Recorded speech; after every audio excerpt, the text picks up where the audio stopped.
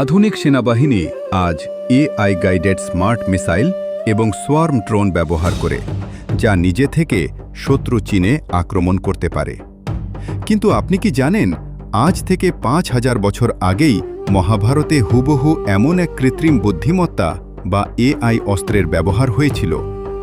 কুরুক্ষেত্রের যুদ্ধে গুরু দ্রোণাচার্যের মৃত্যুর পর প্রতিশোধ নিতে তার পুত্র অশ্বত্থামা পাণ্ডবদের ওপর প্রয়োগ করেন ভয়ঙ্কর নারায়ণাস্ত্র। এটি কোনো সাধারণ তীর ছিল না। এটি ছিল প্রাচীন ভারতের এমন এক স্মার্ট ওয়েপন যা আকাশে গিয়ে লক্ষ লক্ষ অস্ত্রে পরিণত হতো। এর সবচেয়ে বড় ক্ষমতা ছিল এর থ্রেট রিকগনিশন অ্যালগোরিদম বা শত্রু চেনার ক্ষমতা।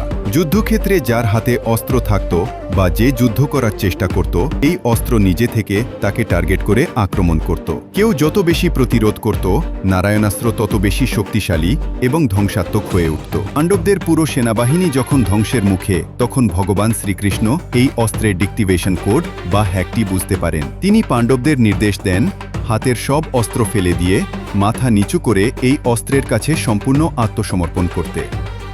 যেই মুহূর্তে সবাই অস্ত্রত্র ফেলে দিল, কৃত্রিম বুদ্ধিমত্তার মতো নারায়ণাস্ত্র বুঝতে পারল যে সামনে আর কোনো শত্রু বা হুমকি নেই।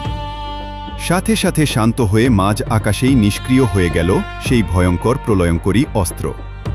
প্রাচীন ভারতের এই আর্টিফিশিয়াল ইন্টেলিজেন্সের কথা কি আপনি আগে জানতেন? কমেন্টে লিখুন জয় শ্রীকৃষ্ণ আর সাবস্ক্রাইব করুন যন্ত্র পুরাণ।